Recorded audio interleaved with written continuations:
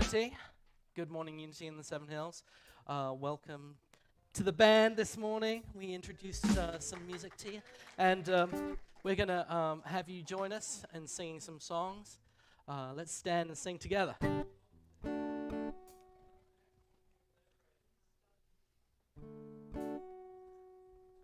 One, two, 1, 2, 3. We will stand here together in this moment right now as we move on our way through this moment of power. In our circle of friends, knowing the power of choice, we lift each other up with one united voice. You and me, we are unity. You and me, we are unity. You and me, we are unity.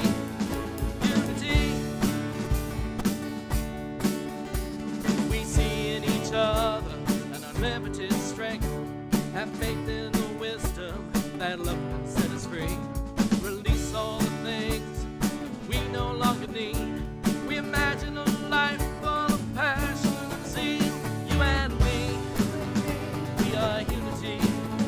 You and me, we are unity. You and me, we are unity.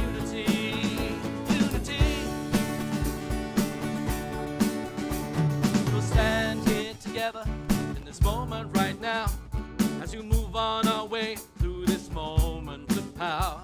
In our circle of friends, knowing the power of choice, we lift each other up with one united voice. You and me, we are unity. You and me, we are unity. You and me, we are unity.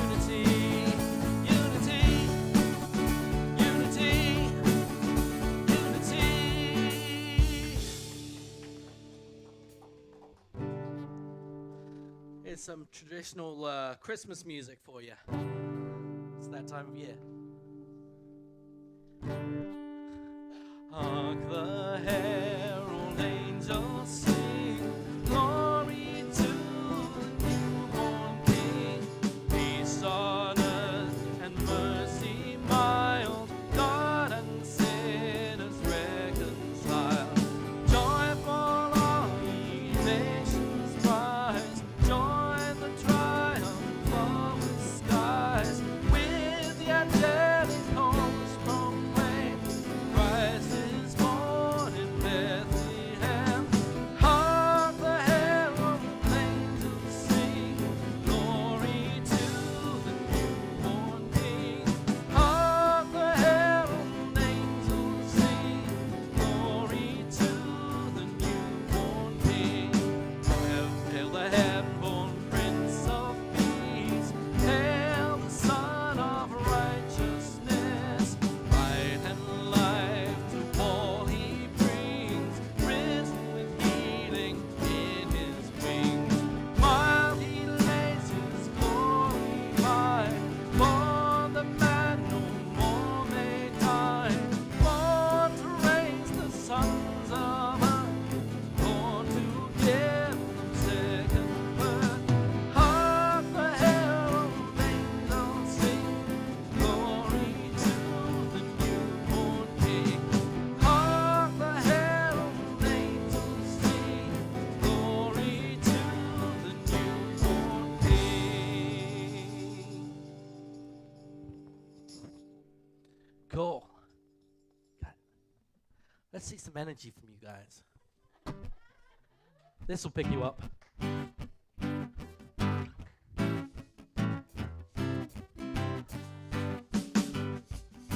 Let there be peace. I am.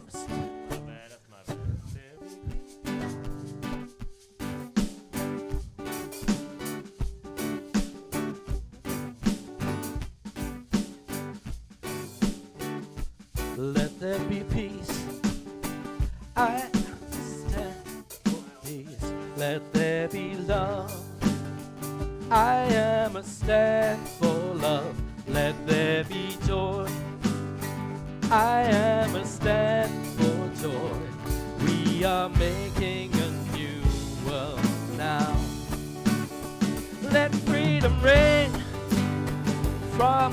bell around this land. Let every voice be lifted, every woman, every man. Let us turn our hearts to joy, walk together hand in hand, raise each other up. It's time to take a stand. So let there be peace. I am a stand for peace. Let there be love. I am a stand for love. Let there be joy. I am a stand for joy. We are making a new world now. Let freedom reign, yeah, from every bell around this land. Let every voice be lifted, every woman, every man. Let us turn our hearts to joy, walk together hand in hand, raise each other up. It's time to take a stand. Raise each other up. It's time to take a stand.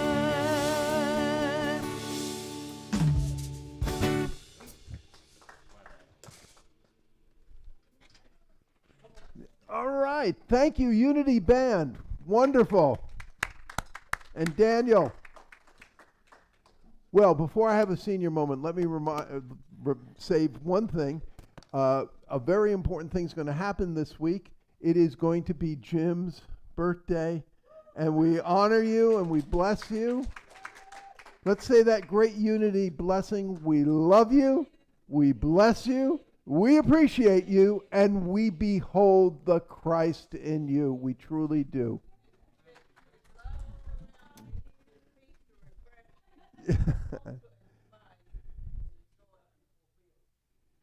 Yes.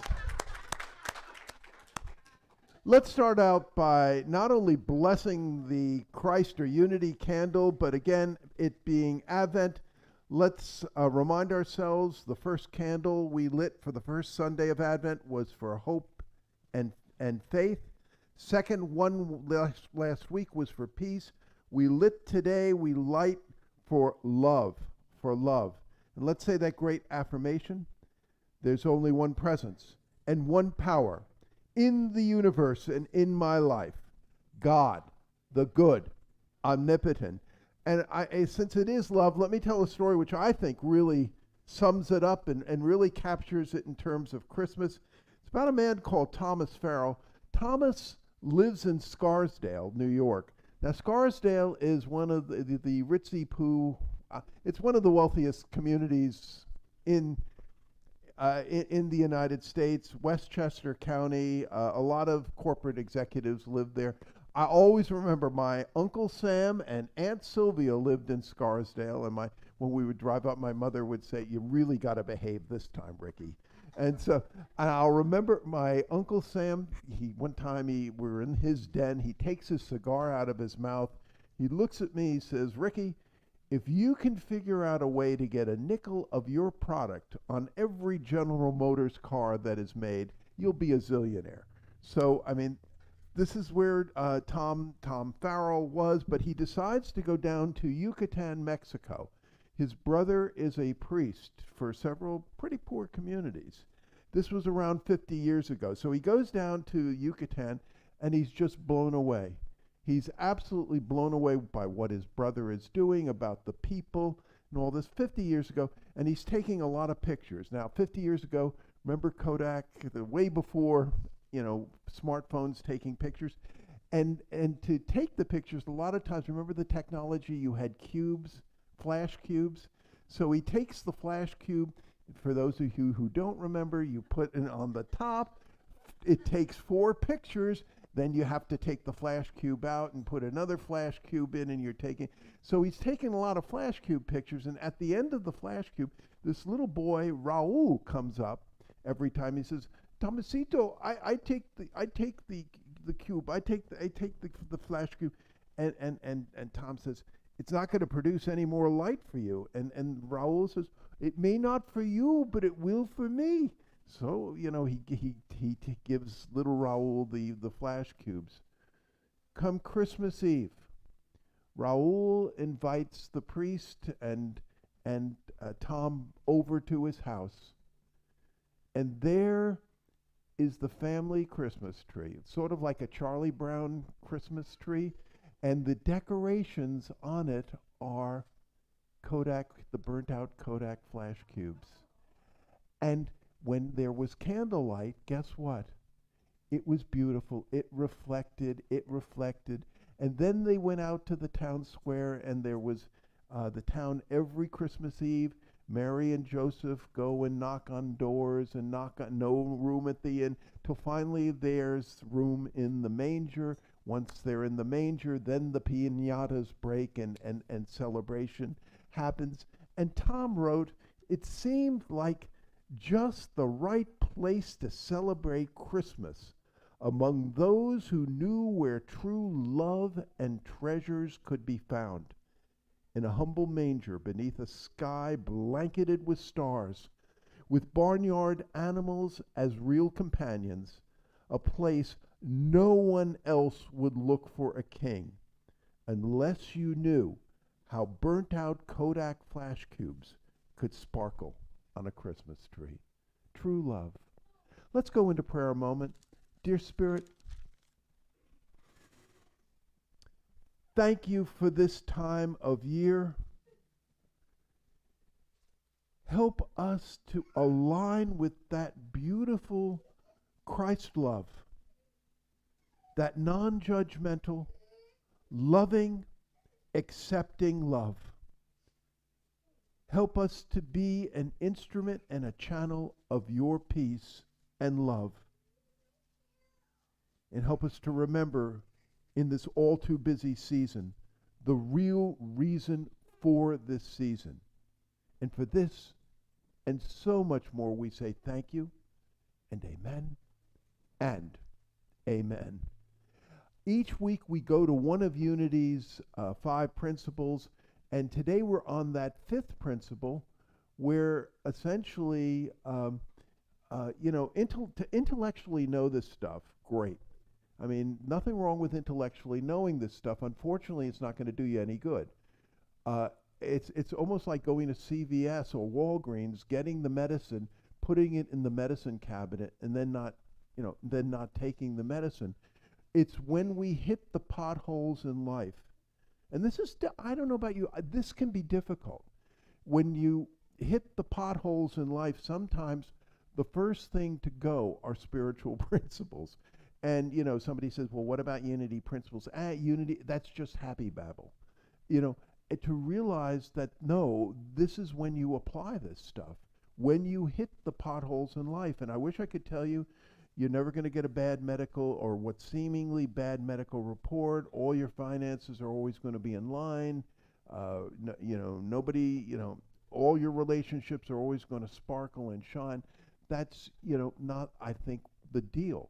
The deal is that there will be potholes in life, but we have these spiritual principles that can overcome this. And when we remember, take a deep breath and remember, and really start using these principles when the crisis du jour hits, then we can be overcomers. Let's say that Unity 5th principle together. It's not enough to understand spiritual teachings. We must live the truth we know. We must live the truth we know. And the good thing is, though, we don't, on Tuesdays at 10:30, we have the Unity Rubber Meets the Road group, which you can attend online. If you're interested, speak to me. I'll be glad to give you the Zoom address. And we go around talking about, well, what challenges are you facing now? How have you used these principles? But if you've not used them, it's not like you get one ride on the merry-go-round, and if you don't get the brass ring the first time, that's it. If you could rewind, if you could face the situation again, how do you think you might play it differently? And that's the neat thing to know, that it's not, you step on a crack once. It's not a deity. You step on a crack once and that's it. It's a loving God with chances galore for us to grow and to prosper. One of the things which has been growing around here as fast as Santa's sleigh has been our Y Youth and Family Ministry program. Crystal has done a fantastic job of truly leading it. Why don't we bless our kids and send them off? They'll be back at the end talking about what they've learned today. Let's say that prayer.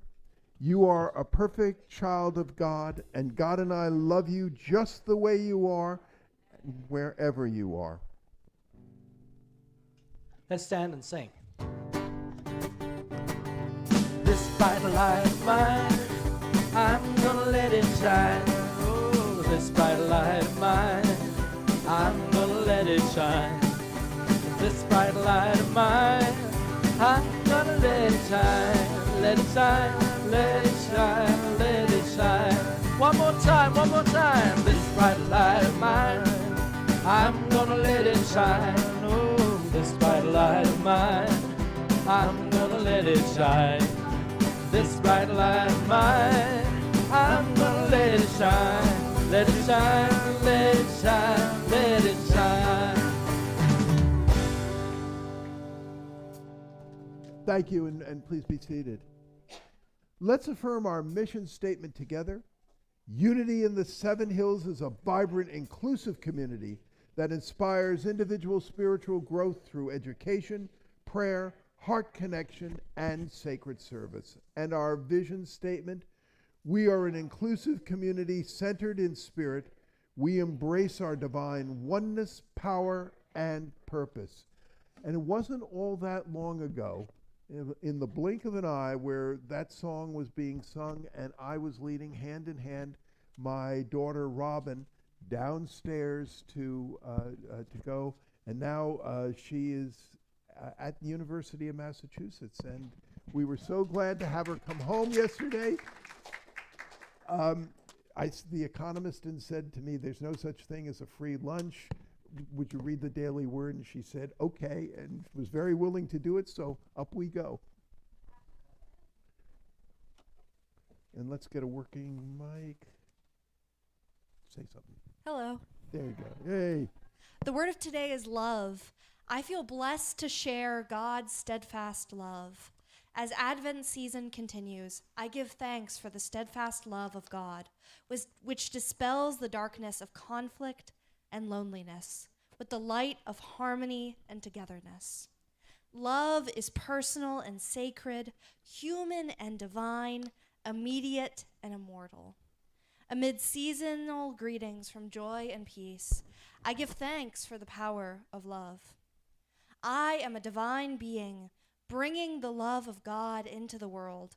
Through my words and actions, I am kind and patient, compassionate and empathetic, and encouraging and supportive. As I am blessed by love, I share love's blessings with others.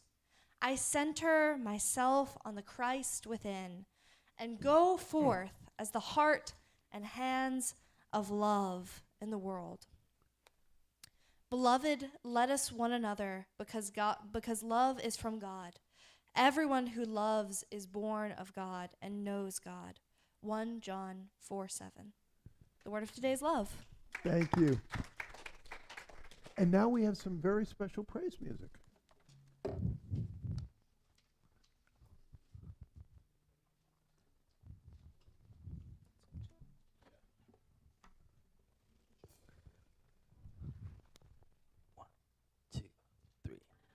Whoa, hang on a second. I thought I could get it out and start strumming at the same time. Actually, I should say, I was thinking I should say something, and this is a song written by Paula. So, Yeah, Paula.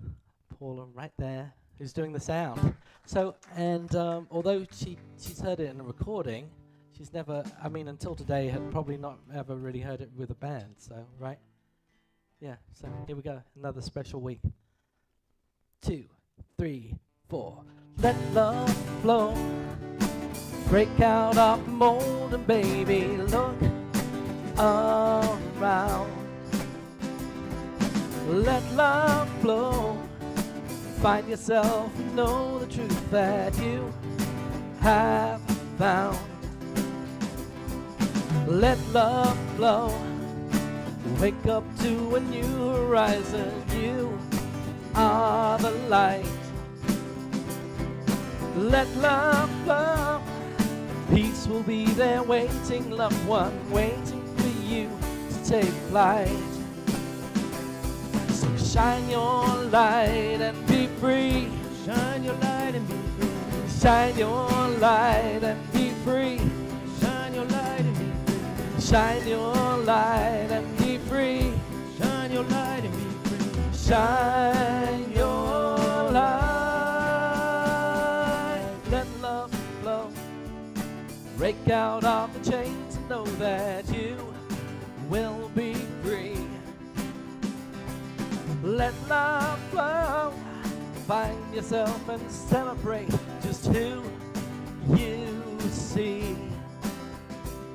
So meet yourself some friends and find yourself some love. Vibrate in harmony. Find yourself light and free. Let love flow. Remind the world that we are love, love and light. So shine your light and be free. Shine your light and be free. Shine your light and be free. Shine your light and be free. Shine your light and be free. Shine your light and be free. Shine your light. Like the ocean waves, let love flow. Like a warm summer breeze, let love flow. Like a cleansing rain, let love flow. Let love flow. Let love flow. Stand with hands in hands together. Together we are one. So shine your light and be free. Come on, unity. Shine your light and be free. Come on, unity. Shine your light and be free. Come on, unity. Shine your light.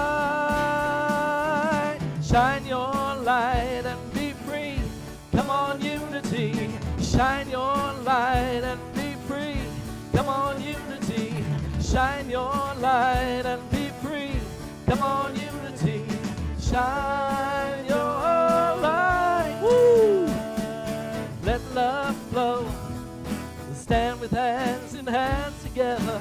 Together we are one.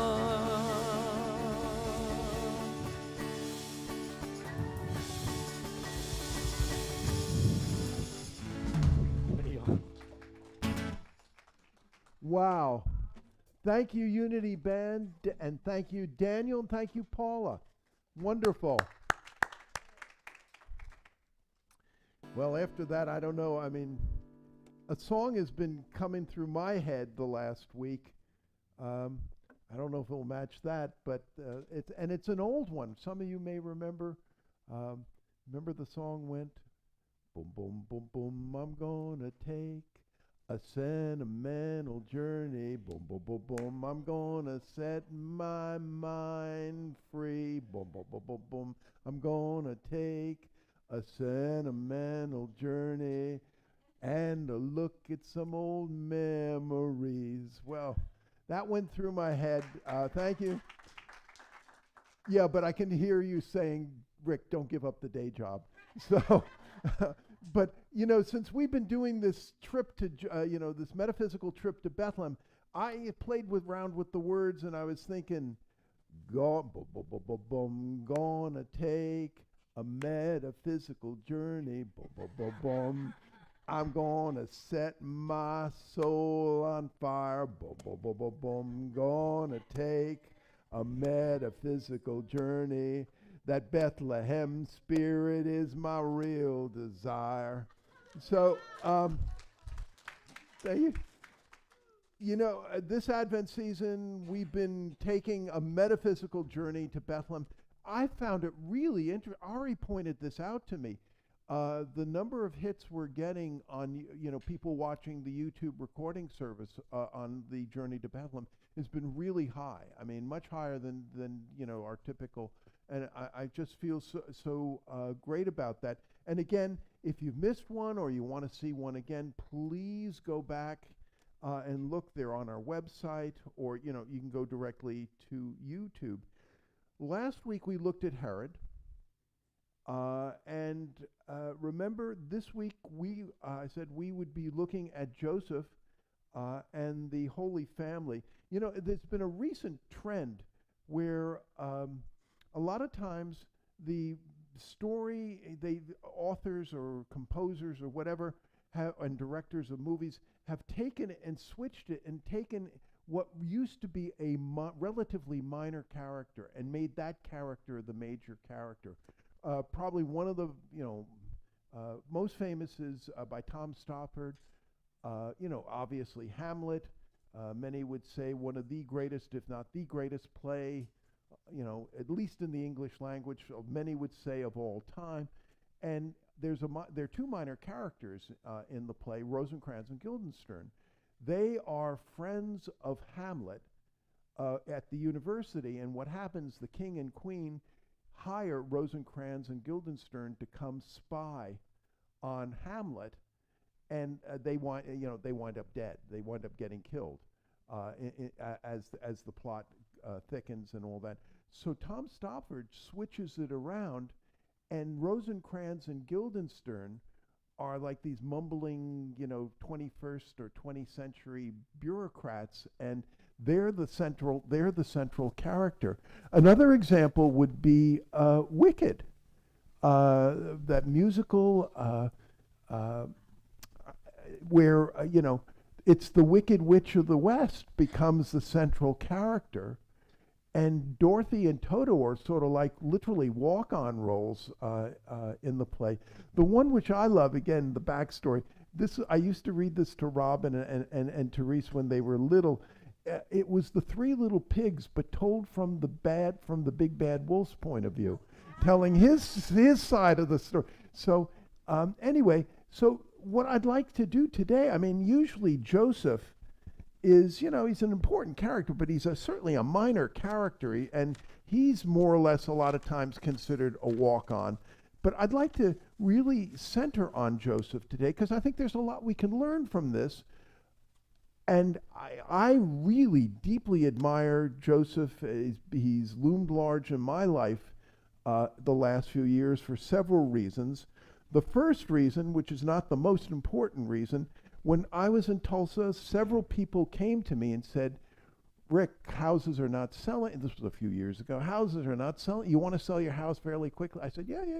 He said, well, get a statue of Joseph, which I went out and got. This is what you do. You say this prayer, you wrap it up, and you bury it, Joseph, head down. Well, I want to sell the house, and and so I did it. And Joseph sold the house 3 times in Tulsa. The first one, I don't know why they have earnest money or anything in Oklahoma. Under Oklahoma state law, it seems like the buyer can walk away for any reason whatsoever, and there's no earnest money exchanged hands. If I sound a little, I got to get over that resentment. But that's what happened the first time. The second time Joseph sold the house, we sold the house to a person who couldn't get financing. So then the third, I said, Joseph, let's, if somebody who doesn't walk away, and so I added that to the prayer, and also somebody, who can get financing. And the third time worked like a charm. But the deal is, you afterwards you have to display the Joseph in a key part, and he's after the. I'll leave him up here afterwards if you wanted to look. But he's going back to a key part in our house where he's displayed. But I think I'm doing that really because there are other reasons why I really deeply admire Joseph, and the archetype of Joseph. More importantly, because he was a darn good father. When you think about the Christmas story, he was a darn good husband and a real good father and a good mentor. And the last reason is that Joseph, he was, in Unity we talk about, the relative realm, the material world and all that, and yet there's the absolute realm and all that. Joseph was good in both realms. He was both good in the material. He developed and grew both in the material realm, but he also grew in the spiritual realm. I think you can have people who grow in the material realm, but they're pretty shallow spiritually. And a lot of times, the crisis hits and in their lives, and these are the ones, as it were, that fall apart. Viktor Frankl, who was in Auschwitz, a psychiatrist who was in Auschwitz, wrote Man's Search for Meaning. He talked about some of the people who really cracked and fell apart really quickly in Auschwitz. The ones where I'm the second violin in the Berlin Philharmonic, and that was their life. And once that was taken away from them, I mean, they fell because they hadn't developed spiritually. But I think that on the other hand, you can have people who really develop spiritually, but they're no earthly good to anybody. As they haven't developed. Very basic, simple. They're great, quote, spiritually, but they're no earthly good, as it were. And Joseph, I deeply, deeply admire, because he truly developed, I think, and grew in both the secular world, but also in his spiritual consciousness. Now, doing this trip, I remember we have a wonderful tour guide in the form of Reverend Hypatia Hasbrook, who was a Unity minister. She was the dean of Unity Institute and Seminary for a good number of years, wrote several books, including this book, The Trip to Bethlehem, which does metaphysically look at, the Christmas story. She has some, I think, really interesting insights on which I'd like to share. Bethlehem, Gabriel, and Joseph. On Bethlehem, she says Bethlehem literally means house of bread, or house of food, house of sustenance, house of living. Metaphysically, the city represents a consciousness of omnipresent substance, of divine energy, which provides everything needed to create, sustain everything, including the emerging Christ. It is that consciousness where, we're not sitting around. Eric Butterworth, I think, hit the nail, the great Unity teacher, hit the nail on the head. He said, we all have faith. Unfortunately, many of us have faith in the negative. And Bethlehem is really emphasizing that faith in the positive, that the substance. I don't know about you, but I have found, if I kind of wishy-washy, half-heartedly, wouldn't this be nice and all that, it doesn't tend to happen. But when I am serious and my prayers are serious, the universe realizes it, and the resources needed to accomplish whatever the task is comes forward. This congregation experienced that too. Remember the mortgage? You had a mortgage which was about to balloon. It didn't balloon. Why?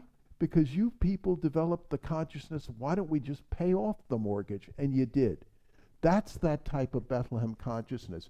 Hypatia also points out something very, very interesting about the geography.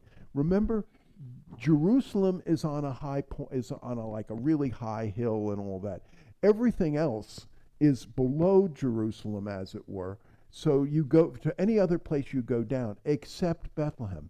Bethlehem is also on an equally high plane. The two places you go up to in the Holy Land, you go up to Jerusalem, literally. You go up to Jerusalem, you go up to Bethlehem. That kind of consciousness. We have been talking about, Reverend Tony Bain has taught us, and we've been sharing this about, is your consciousness above the line or below the line? And, there are days where I can see my consciousness sinking, is there going to be enough money? Is there going to be this? Is there going to be that? And, Rick, your consciousness is falling below the line. Center. Get that consciousness above the line. You know what will happen. As it is, it will be a Bethlehem, a house of bread.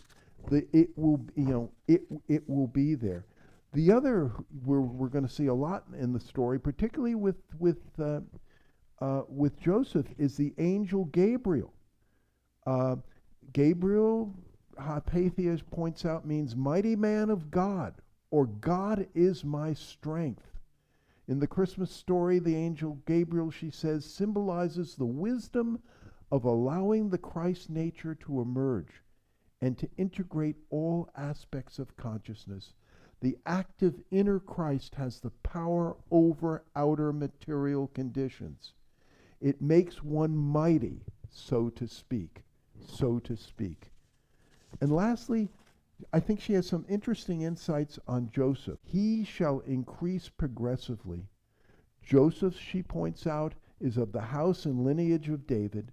David represents divine love, individualized in human consciousness. So Joseph represents human awareness of spiritual oneness because he hears and responds to angelic messages. He also symbolizes wisdom. Of course, he represents the positive aspects of the father archetype, nurturer, provider, and protector. Let's remember, Joseph's role, again, it's a supporting role, but it's an important role. And easily you could make a movie just, highlighting Joseph. So Joseph is to marry Mary. Mary goes off to visit her her cousin Elizabeth. She comes back. It's clear she's pregnant. Picture yourself as Joseph. She's pregnant. Obviously, she hasn't been faithful to me. And you feel heartbroken and everything. And you probably feel a lot of anger and everything else like that. But Joseph, spiritually centered, and said, look, it was wrong, but I'm not going to shame the whole family. I'm not going to ruin the reputation of this family. He goes over to Mary's father and says, look, obviously we can't consummate the marriage can't happen. And the father says, yes, I understand that. And Joseph said, but I don't want to bring shame on your family or anything. Let's figure out a way we can do this quietly, so it doesn't cause a big scandal or anything else like that. Wow, real spiritual growth on his part. He goes off and he has a dream. And in the dream, the angel Gabriel, and I don't care whether you take these stories literally, metaphysically, or some combination of the two. I think they're powerful, powerful stories. The angel Gabriel comes to Joseph and said, no, you have it all wrong. This is what has happened to Mary. This is what she's doing. And you have a very important role to play in this. Joseph awakes from this. He goes to Mary and says, wow, the angel Gabriel visited me in the dream. I am sorry. And Mary says, I understand. It's natural what happened. He said, well, I'm in. I'm committed to our marriage. I'm committed to this. And so it progressed. Along comes the census, and Joseph, being of the lineage of David, has to go back down to Bethlehem. Now it's interesting. Ancient Jewish society is not the only one. If you go to Chinese society today, the town, your ancestral town, is really important. I mean, even if you live in Taiwan and you've never even been to mainland China, your ancestral town still looms, as it were, large in your legend. I mean, so in China, maybe the last thing in the world you want to do is live in that ancestral town. You'd rather live in Shanghai or Beijing, but that ancestral town still is there, still is part of, when you're celebrating Chinese New Year, it's still in your consciousness, very much like that. So they go down to Bethlehem, no room at the inn. I could see myself feeling like Joseph, oh my God, what a failure. I didn't arrange an Airbnb. I didn't call ahead or what. Oh my God! And here she is. And I love the stories the legends of there's limited amount of food, and he's eaten as little as possible and making sure Mary and the baby are getting enough food. So they finally wind up in the manger, and here I think is such really, really, I mean, so important. Joseph is willing to step back. He's willing to be a supporting actor, as it were. He's willing to step back. Another person who experienced that was John the Baptist. Remember, John the Baptist said, I must become lesser so he can become greater. I mean, I guess, many, as boys or whatever, we have dreams of being the quarterback of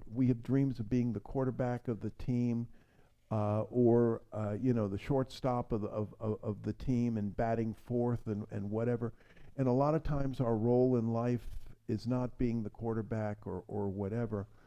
I remember when I played Pop Warner football, I would have loved to have been the quarterback. I'd loved to have been that, but was not. I was the center and played center linebacker, and realized that I had an important role to play, and from that I learned. It's not the glamorous part of the world, and a lot of times we don't know their names, but believe it or not, football games a lot of times are won or lost on the line. It's the line, and it's the downfield blocking. A lot of times the people you don't hear about that are making the difference between whether it's a victory or whether it's defeat, and getting comfortable with that and realizing that you have a role to play on the team, but it's not as the star quarterback. Joseph was very much willing to do that.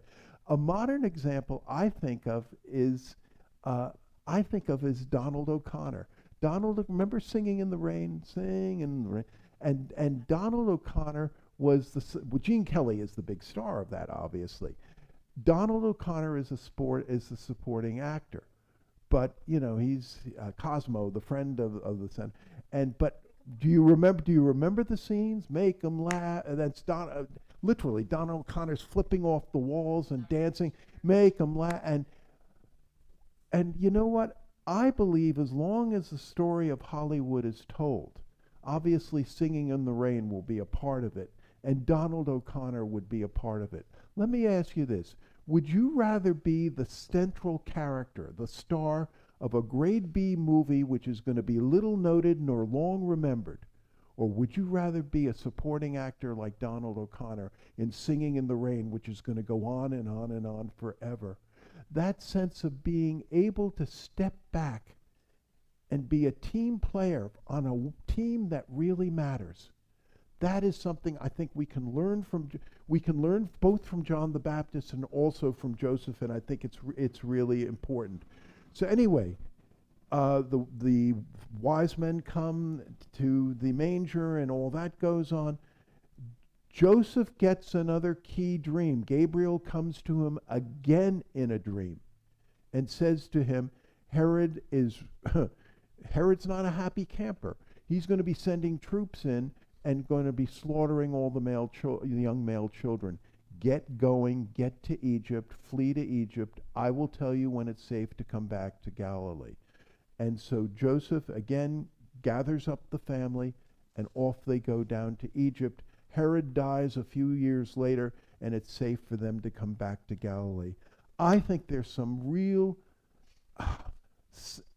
important takeaways from the Joseph archetype. First, it's important to be solid in both worlds, to be both really good in terms of the secular and also in terms of the spiritual. That applies to, I think, us as individuals. I think it also applies to us as a congregation. That it's important for us to be good. It's important to be, it's important to be reading spiritual books, but it's also important for us to know balance sheets and to be, to be financially sound. It's important to be good in both worlds. Second, oh my goodness, was Joseph open to those angelic messengers and spirit guides? Pamela Smith has been running a wonderful group on Wednesdays, which really talks about spirit, opening up to those spiritual guides, those angelic messages.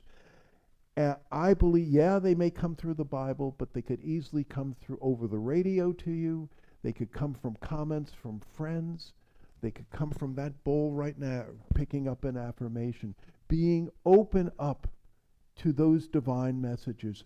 Third, Joseph was a good parent, a good father, and a good mentor, and I think that might be for many of us, even if we have no children, that might ironically wind up to be how we mentor, how we teach, what influence we have could be, the most important thing that we do. And lastly, Joseph, like Dennis O'Connor or Donald O'Connor, had the willingness to step back and play the supporting role, to be a good supporting actor. And I think that's something which is important for us. Let me tell two stories, which I really think modern stories which bring out these Joseph-like characters and I think show how important they are. The first story involves Lucy and Jeremy Hansen, true story. They live in Seattle, Washington. This happened in 2017. So they're sitting in their home wrapping up Christmas presents, and nothing seems to be going right. They have two little kids. A third one is due. It's going to be a C-section in the middle of December. Their house is getting remodeled, and they were told it would all be done right at the end of Thanksgiving. Here it is, almost Christmas, and what a mess. What a mess. The kitchen's not working. They're having to microwave everything. The refrigerator is in the living room, and it's sharing the same outlet as the Christmas tree. They wash dishes in the bathtub, and there's one of the walls is a tarp, And they've had to tell the kids, because the kids have been really concerned, the little kids are concerned, yes, that Santa Claus has the ability to walk through the tarp, and that's how Santa Claus is going to come in. Anyway, Lacey looks up and says, I can't take it anymore. This Christmas is going to be a disaster, just like this house. And Jeremy turned out to be her Joseph, her rock. And he said to her, keep your eyes on the prize. Gratitude. We have two healthy children. The baby inside of you is also healthy. We have jobs. This is going to get done. Keep your eye on the prize and remember the real reason for the season. Lacey wrote, our baby was born without complications, strong and healthy. He was 9 pounds, 3 ounces. So Jeremy says, 9 pounds, 3 ounces. We should call him Max. And so Max became his name.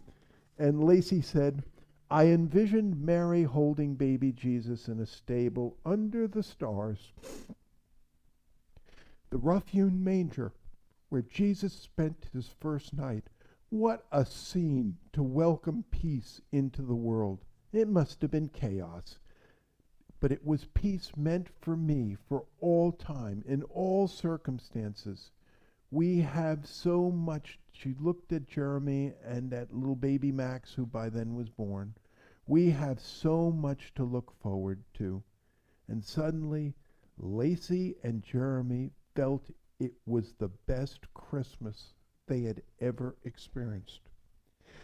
When Santa could enter through a tarp and peace would reign over chaos, Bethlehem came alive for them. Let me tell a second story. Again, a true story, and quite frankly, this happened to me. We were living in Tulsa, Oklahoma, and I had the oldest non-flat screen TV outside of the Smithsonian Institution. and you remember. Yeah. And so anyway, there was a church member, he didn't have family, and he was going to be alone, John Bailey, wonderful guy. I invited John over for Christmas. So we're sitting around, and we're opening presents. And I, as a minister, these are not high spiritual unity thoughts. And I'm sitting around thinking, look at all these presents, the kids and, and my wife, and they're all getting. And I'm going to be lucky if I get a pair of socks, I will get a pair of socks. Maybe I'll get a tie. Maybe I'll get some underwear. Ugh. Being Joseph, being the father is not fun. It's not all cracked up it's not what it's cracked up to be. Just all this responsibility, no fun. And then this thought started to go through me. Rick, first off, how does this align with unity thinking? Not too good. You're the minister. You're supposed to be the grown-up in the room. Count your blessings. You have healthy kids, you have family, a roof over your head, you have a congregation. Enjoy. This is not your role to get a big present. It's your role to be the father and to be the one giving and all. And I really got into that Christmas. I really got into I really started to feel the joy. My consciousness was turned around. And yes, I got socks, I got underwear, and I got a tie. So it's the end of the gift giving. And John Bailey stands up and pointed to Robin and said, "Robin, come on, let's go in." And they went into a garage, and they came out with the largest wrapped present I had ever seen, and put it in front of me and said, "Merry Christmas." I opened it. It was a huge flat screen TV. Not only that, John had the ability to set it up, and wow. But notice that only happened after my consciousness. I think so often if we're sitting around in self-pity, it doesn't happen. When we can get rid of that, as it were, stop being below the line and get above the line, then the largest flat screen TV I'd ever seen starts to, not only does it come into the room, it gets set, it truly gets set up. And so I would say, that all this really boils down to, I think, a few key points.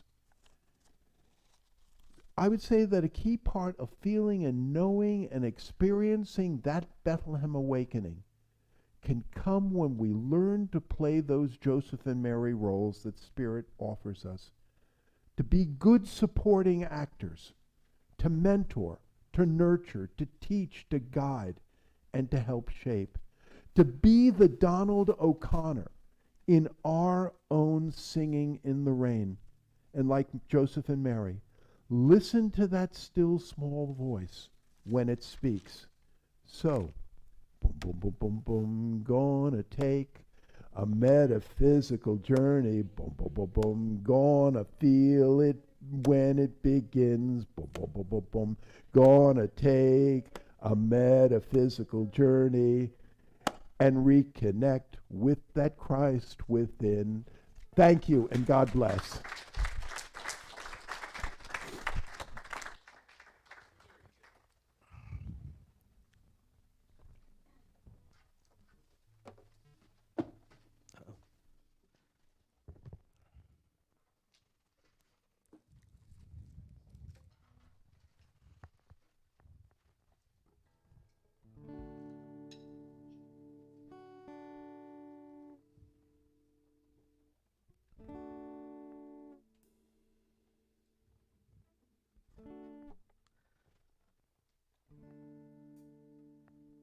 Okay, let's go into meditation, remembering that there is only love.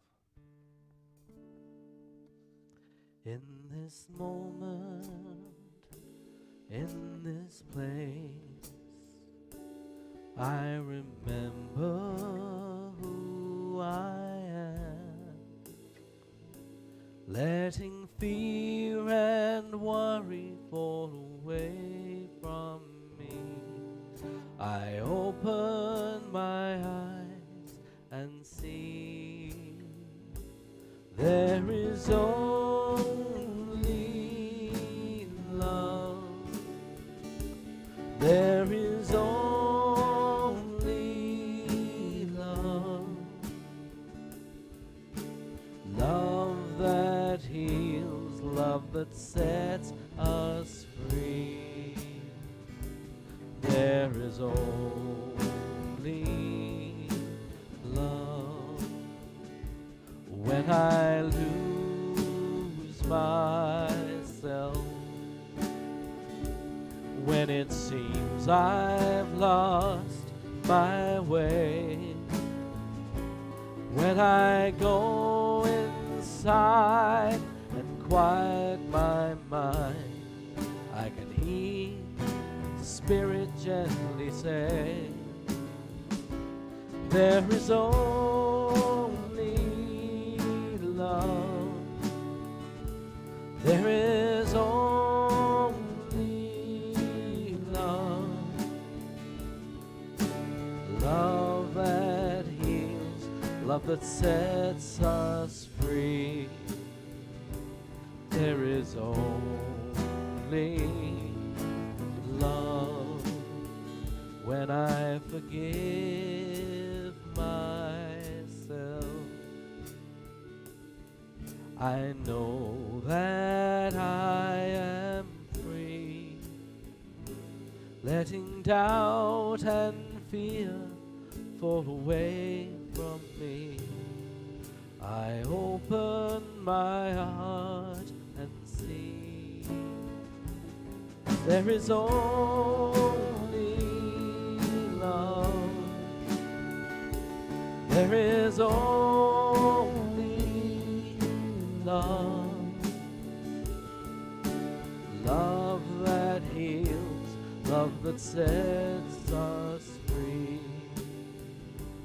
There is only love.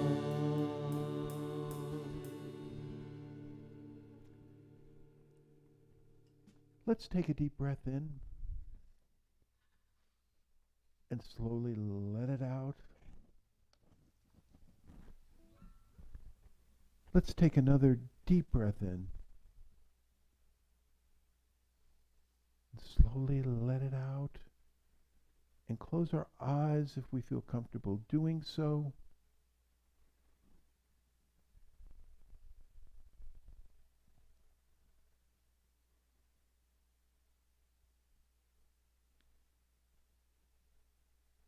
As we come up to this Christmas day,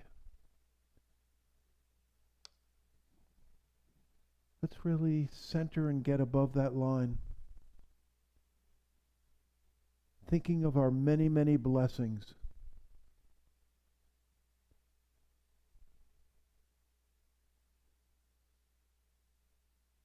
Thinking of so many opportunities that we can be channels of God's peace and love.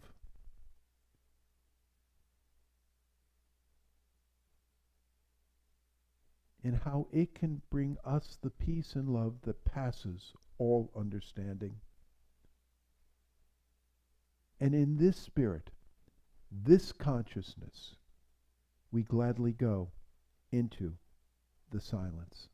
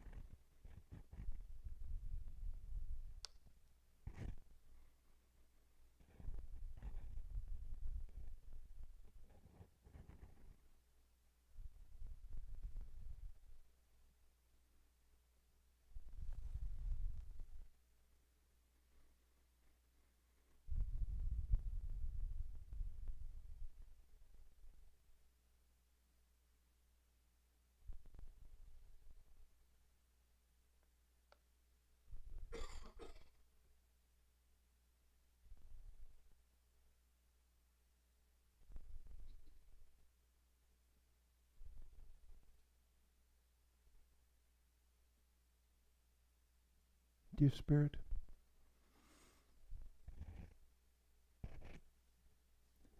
thank you. Thank you for so much that we do have and for so many opportunities. And for this and so much more, we say thank you and amen and amen.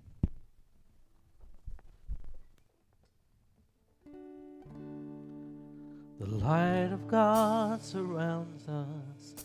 I am the light of God. The love of God enfolds us. I am the love of God. The power of God protects us. I am the power of God. And the presence of God watches over us. I am the presence of God. Wherever I am, God is. Wherever I am, God is. Wherever I am, God is. And all is well. Let's stand and sing. The light of God surrounds us. I am the light of God. The love of God enfolds us. I am the love of God. The power of God protects us. I am the power of God. And the presence of God watches over us. I am the presence of God. Wherever I am, God is. Wherever I am, God is. Wherever I am, God is, and all is well.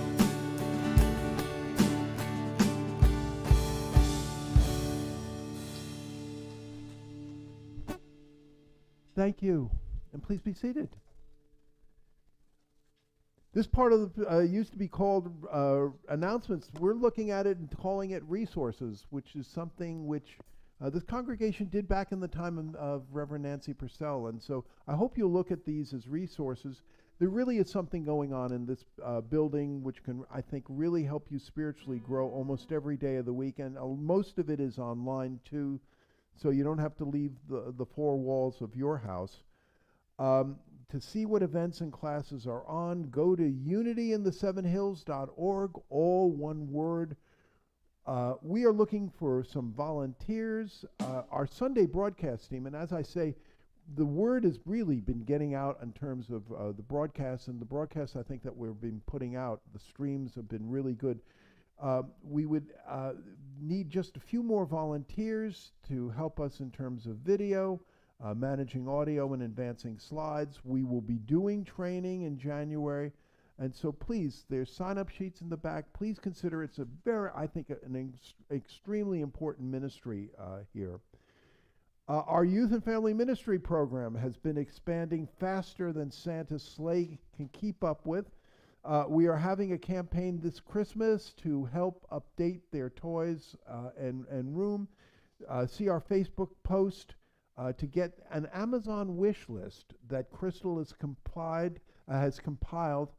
Our wonderful Sunday youth leader with all goodies and things to help reduce the elves' working time. There are things like shelves and a lot of other things which would really help in terms. So please check out that Amazon list. And I hope I'm going to get this right now.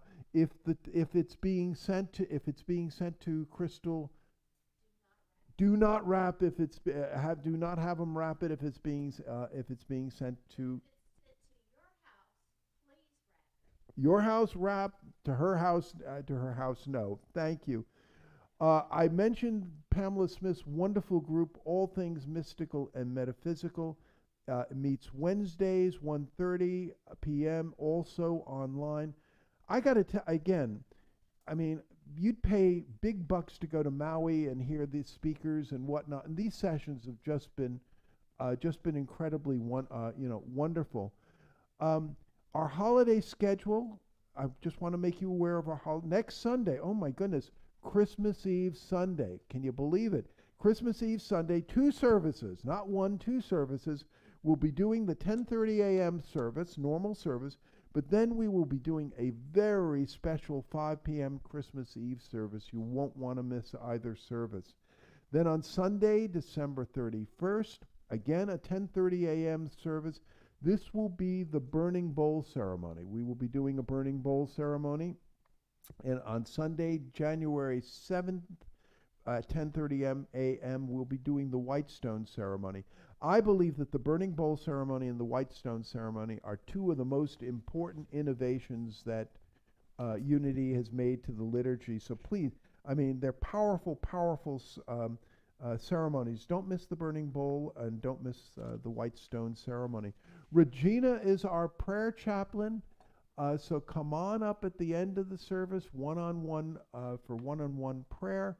We're going to have a wonderful fellowship downstairs. Please join us. And let's affirm our abundance. Unity in the Seven Hills is abundantly blessed.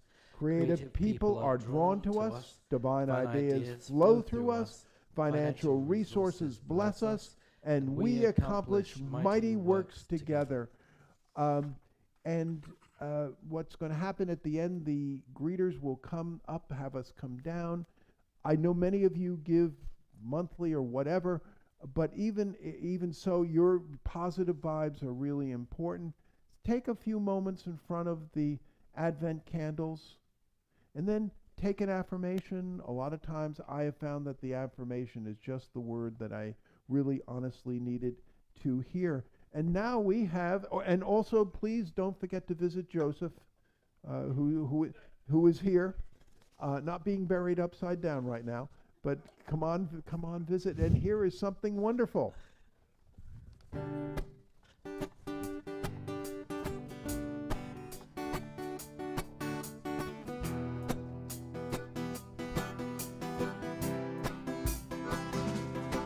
Something wonderful, something wonderful is happening to me right here, right now.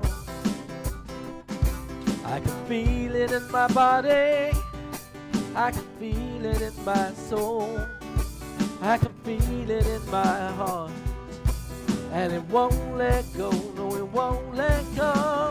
All is love inside.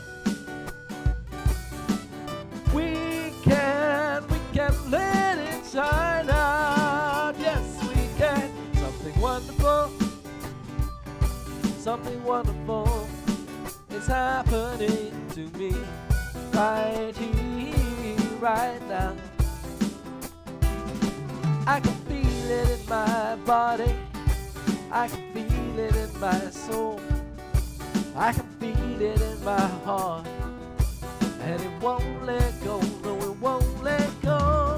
Oh, it's love inside. We can let it shine out. Yes, we can. Something wonderful, something wonderful is happening to me right here, right now. I can feel it in my body. Can you feel it in your soul? Can you feel it in your heart? And it won't let go, no it won't let go. All is love inside. We can let it shine out. Yes, we can. Something wonderful, something wonderful is happening to me right here, right now. Something wonderful.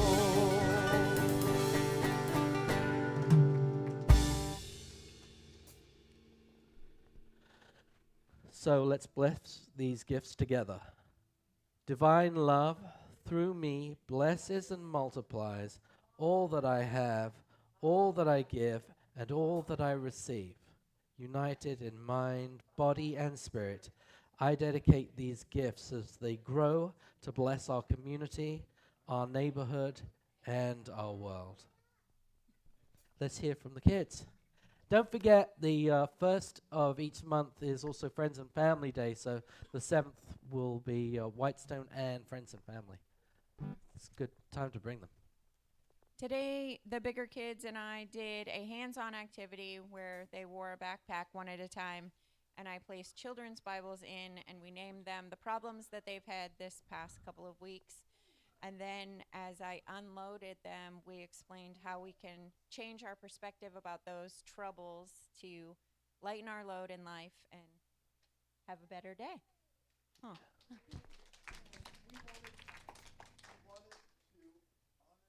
Still, I mean, remember almost a year ago, there was no YFM program, and now it's a thriving program. The kids wanted to honor and thank you so much for all that you were doing. All right, let's close with a peace song. Ready? And yes, there is peace on earth, and yes, it begins with me. Yes, there is peace on earth, the peace that was meant to be. With God as creator, united all are we. Yes, we walk with each other in perfect harmony. Yes, peace begins with me. Yes, this is the moment now. With every step I take, yes, this is my joyous vow.